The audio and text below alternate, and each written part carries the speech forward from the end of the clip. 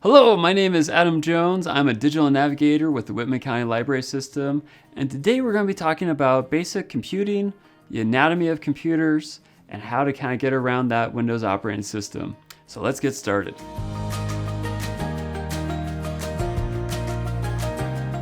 First off, I am going to show you a desktop computer. Now, these can be smaller, these can be bigger. This is called a small form factor. But I tend to like these because they don't take up a whole lot of room in your house or your office or other places. Typically, they are going to have a power button right on the front. Some of them will still have the DVD drive. And really, the big thing is the USB drive and the headphone port on the front. On the back of these units, they've gotten a lot better at color coordinating these. On newer units, almost every single one of these will have a color picked out for every connection, which is pretty neat. I really appreciate that. As you can see, there is a blue one, and it is for video. And we're gonna go over that cable in just a little bit. There is USB, there is Ethernet adapters, and additional audio ports down below. Now, when we evaluate, there's a lot of brands like Dell, there's a lot of model numbers like this Optiplex. There's a lot that's going on. When you're looking at purchasing a new unit, there's three things that you're going to want to look at. The first one is how big is the hard drive. Sometimes they call it storage, and they usually rate it in gigabytes or terabytes. Anything over 250 gigabytes will take care of most of an average consumer's needs. The Windows operating system typically takes about 40 to 50 gigabytes. So if you do get one that's at 64 or at 128, that is going to provide you very, very little space for photos or videos or other desktop applications. So for our recommendation, we typically look at 250 gigs. The next one is the RAM or memory. This is how much applications can be opened at one time. At this point, we do recommend a bare minimum of 8 gigabytes of memory. In most cases, even for an everyday consumer, I do recommend 16 gigabytes. Windows operating system takes about 8 gigs to operate. And so if you're only running 8 gigs total, it's going to be really tough for that computer to keep moving. The third thing is the CPU, or the processor for the unit. And this one's kind of hard because it's a bit relative to the unit. Intel has been using a naming convention of i3, i5, i7, which is kind of your good, better, best. AMD is also doing the same with Ryzen 3, Ryzen 5, and Ryzen 7. I would say if you're wanting something really fast, that experience is going to be relative to the previous computer that you had. If you had a i3 from 3 or 4 years ago, an i5 is almost guaranteed to be faster than what you had before. Once again, in some ways, this is a little bit relative to your past experience. What is fast now is lightning fast compared to what it was 10 years ago.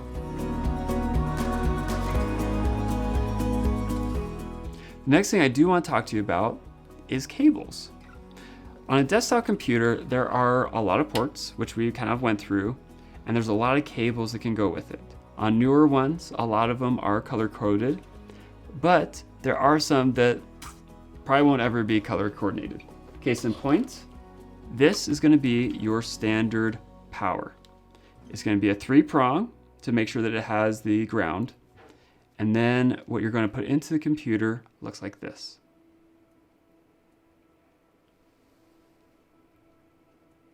And that's going to go right into the power section of your desktop. This is standard across all desktop computers.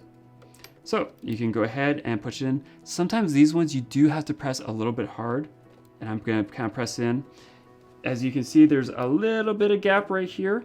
That's okay. It is firmly secure inside of it. The next one that I wanted to look at with you is Ethernet. Now this one's kind of small, but Ethernet is the typical cable that you're going to use from your router or from your modem that is providing you internet service in your household. These can go anywhere from the 6 inches that this one is to 7 feet, 10 feet, 15, 30, 50, even up to 100 feet in length. Depending on your home setup, you might need 100 foot to go out to a barn or go out to your garage or other areas to provide that internet connectivity if you're not using wireless. Now for this one is going to go up here, and some computers do have a symbol. It's like 3 little computers, and we're going to go ahead and look for where this tab is and insert it right on in. And then you can hear a satisfying click, and that way you know that it is installed.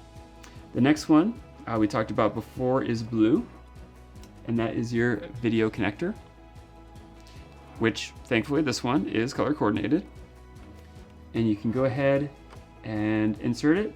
Now if you're seeing like, oh man, this isn't quite going in very well, don't push too hard on these. Odds are you may actually have to rotate it. Oh, there. And so then it went in just fine. A lot of these, you shouldn't have to press that hard for the cable to go in. If there is something, go ahead, pull it out, take a look, double check yourself, take your time and breathe. Now these ones are interesting because you do have to use these little screws to fully and firmly attach. The other type of video, which is becoming more and more popular, is DisplayPort and HDMI. And I'll show you those in just a jiffers as I get this one unplugged. So on this cable, there is a HDMI cord. I'm going to show both ways because it does have a very unique shape. These typically work on your TVs and on some modern monitors. The other one is called DisplayPort. And this one's pretty interesting because it's very, very similar, but it has a different notch system. So you do need to be aware of it because they will kind of sort of fit in the same slot, but they are not the same. The other thing to keep in mind with DisplayPort that makes it unique is it does have a lock mechanism.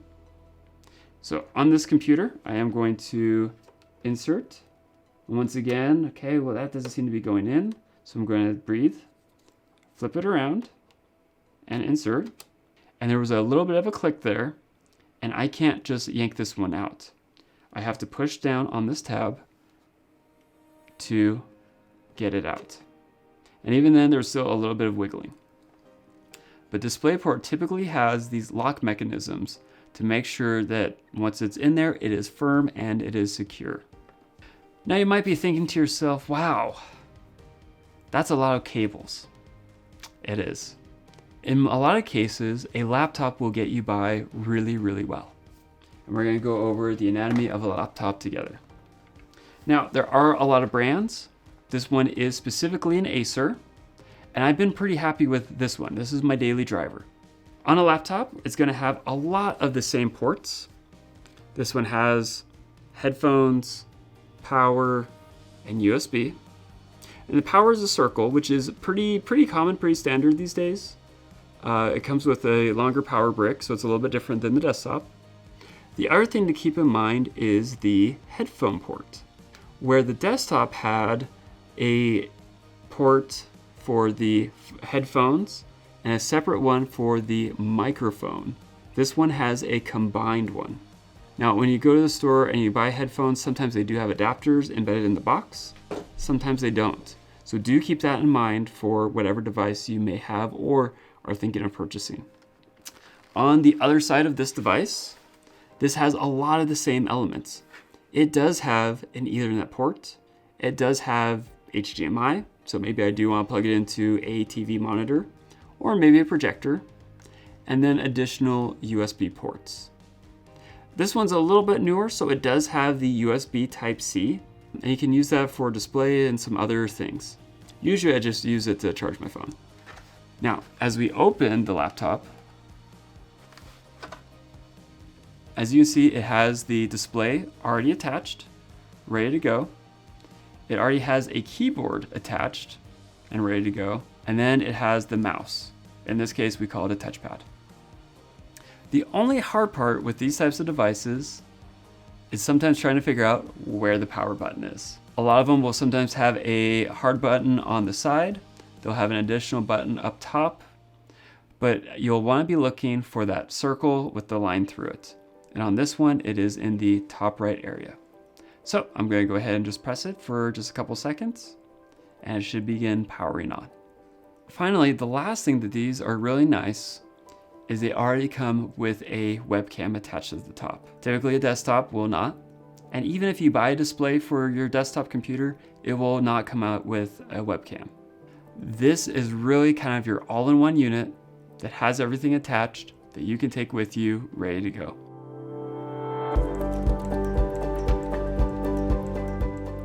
So we have our laptop set up, it's all in one, and we're even going to use wireless. But this is Windows 11 and things are a little bit different. Most of today's instructions will work for Windows 7, Windows 10, and Windows 11, but there are going to be some slight nuances. To first connect our device, we do need to either plug in the Ethernet, like I demonstrated before, or connect to Wi-Fi. In the bottom right corner of your screen, you'll have a little globe with a little circle and cross mark out of it. And if I hover, it says no internet access connections available. I'm going to go ahead and use my touchpad to click. And then I'm going to come up here. If I just click on this symbol, I just turn off Wi-Fi.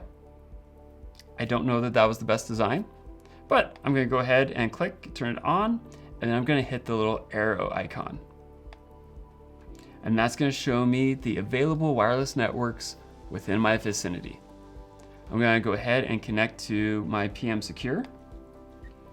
And it's going to connect automatically, and that's okay. That's an okay setting to do for your home network.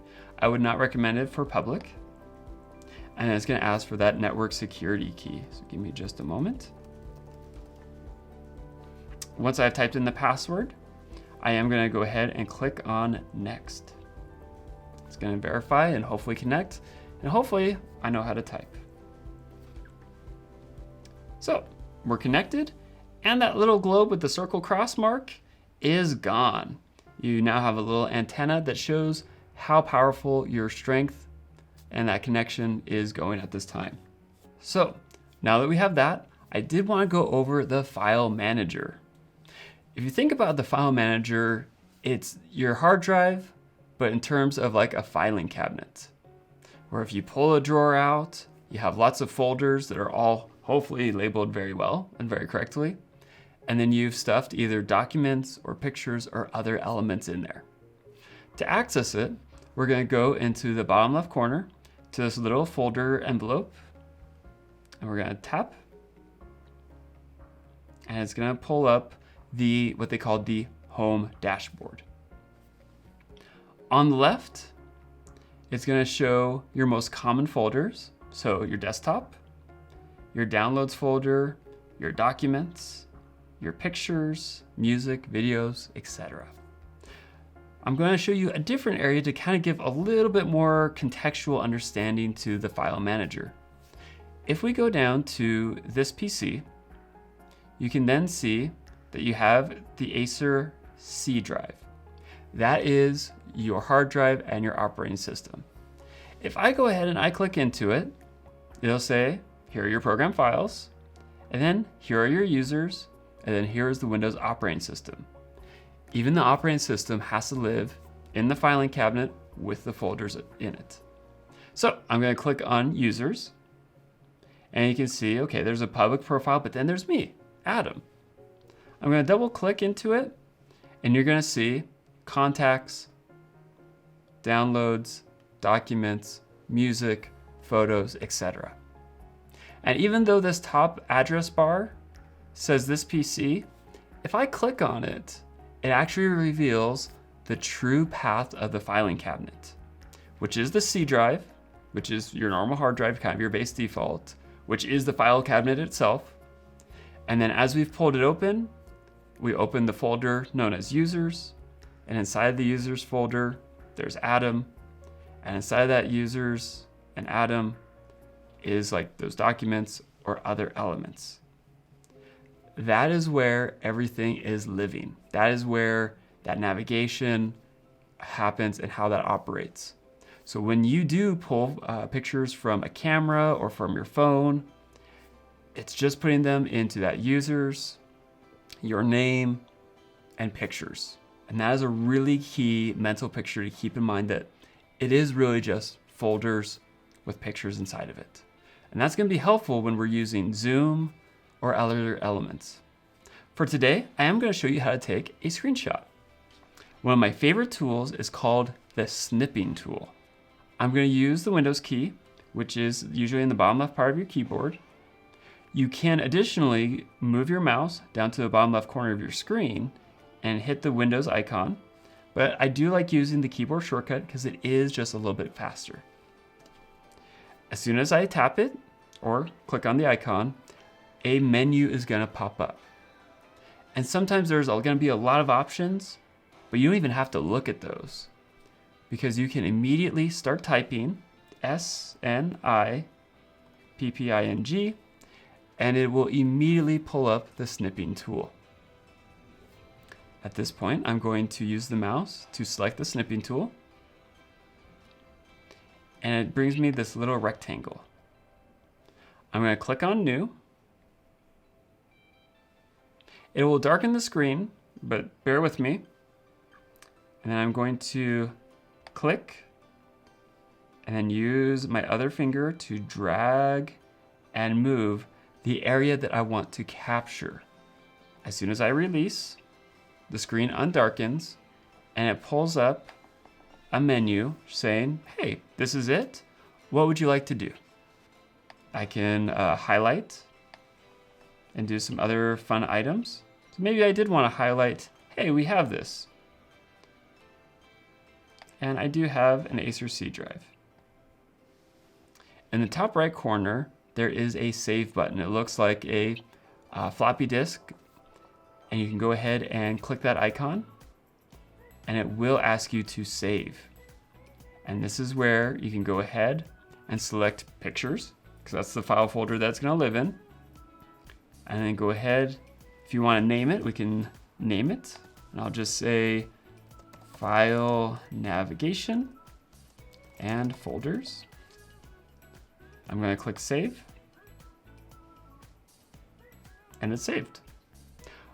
We're going to go take a look at it. On the left side of the File Explorer, I'm going to go ahead and click on Pictures. And I have a fair amount of pictures, but because we named it correctly, we can easily find File Navigation and Folders. I can double click it, and it's ready and available for viewing. The next step that we're going to talk about is Windows updates. Microsoft Windows, even though you might be on the latest version, Windows 11, still requires weekly and monthly Windows updates. At this point, I'm going to once again use the Windows key in the bottom left part of my keyboard.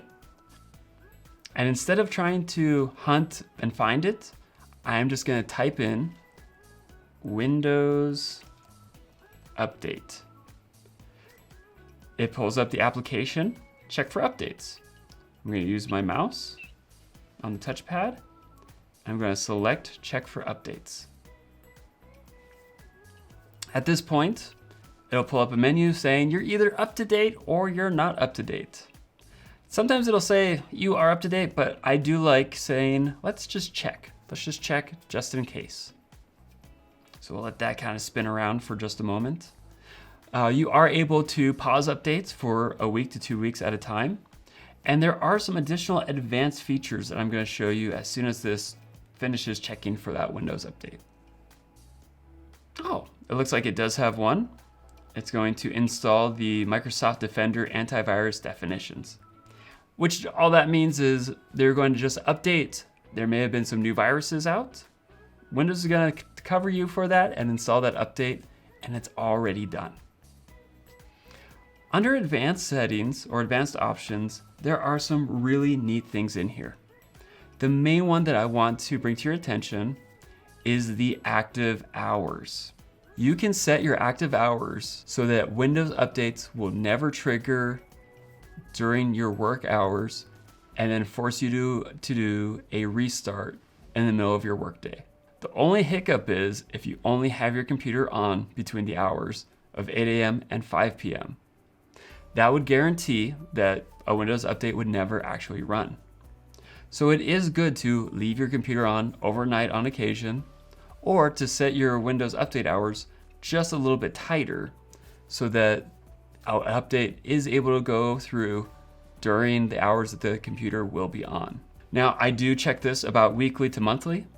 There are things that do need to be adjusted, to be updated. I have run into networking or wireless issues when a Windows update was pending. So if you're struggling or if you feel like you're having some weird issues, go ahead and try and see if there is a Windows update that needs to go through.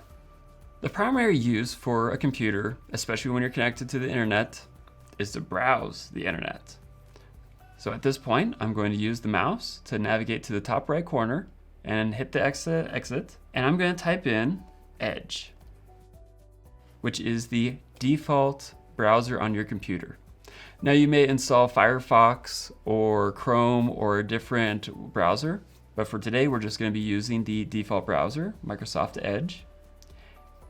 And this is really kind of the base default of what it's going to show you.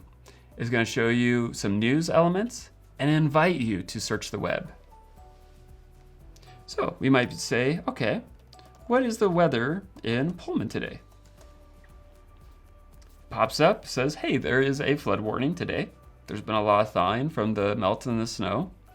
But, it's 46. I'll take that over -15.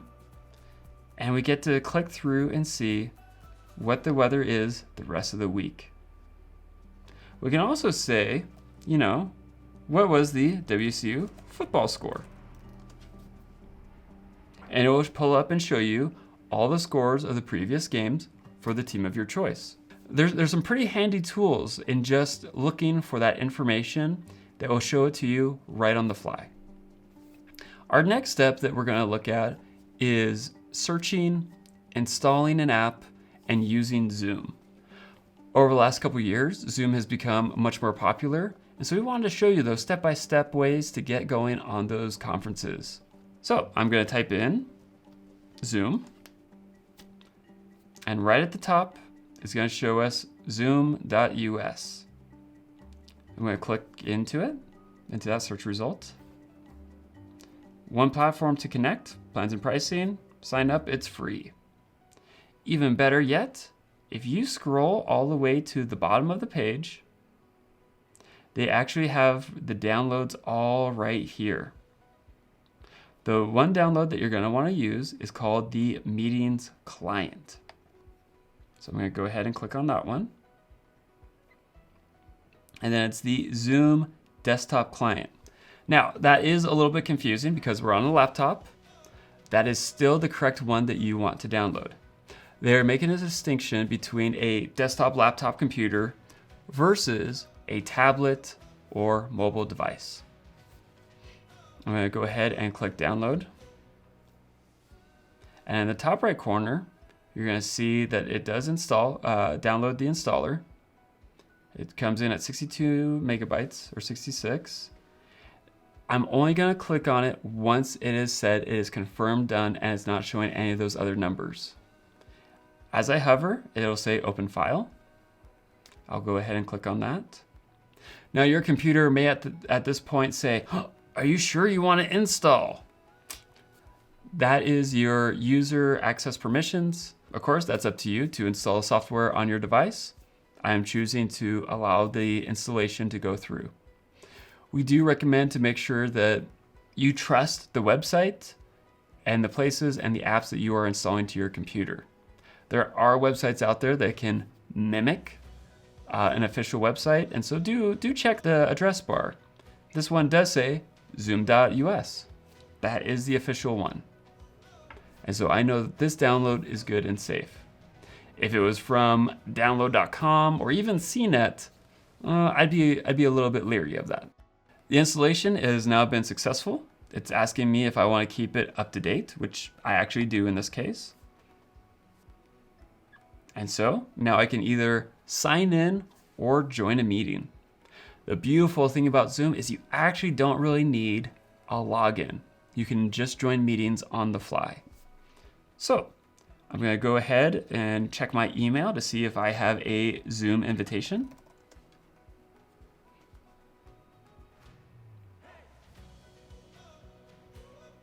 And hey, I have one right here from our other digital navigator, Alyssa.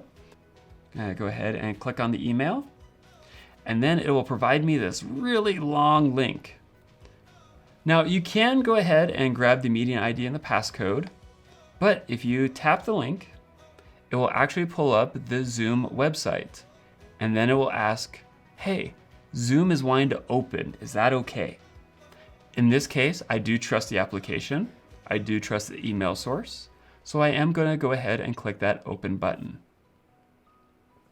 The Zoom application is going to connect, and it is going to ask me to join with computer audio, which I'm going to do so that people can hear me. In progress. I've been notified that a recording is in progress. And I can say, I'm going to leave the meeting, or I can stay. I am going to stay for this. And as you can see, I do have my video on. Alyssa doesn't have her video on, but that's okay. And on this bottom left corner, you can see that my microphone is moving up and down as I'm talking. And at any point, if I feel uncomfortable or maybe I'm having a bad hair day, I can always click this to stop the video. And then you can either have a picture or just your initials pop up. If you do need to step away, maybe feed the dog, or maybe there's a knock at the door, I can go ahead and just click to mute my microphone. Now, if you are having trouble with your microphone or with your camera, go ahead at any time to click this up arrow. That up arrow is going to show you what microphones are available and what speakers are available. Maybe you have a Bluetooth headset or a separate webcam. This is where those options are going to be popping up for you to double check. At this time, that is all that we were going to walk through today. We are planning on doing a computer security and a few other specialized ones as people have been requesting. And if you have a topic that you would like us to go over, please leave a comment down in the description below. Feel free to reach out to the digital navigation program at your local library or call our hotline that is also in the description below. Have a wonderful day.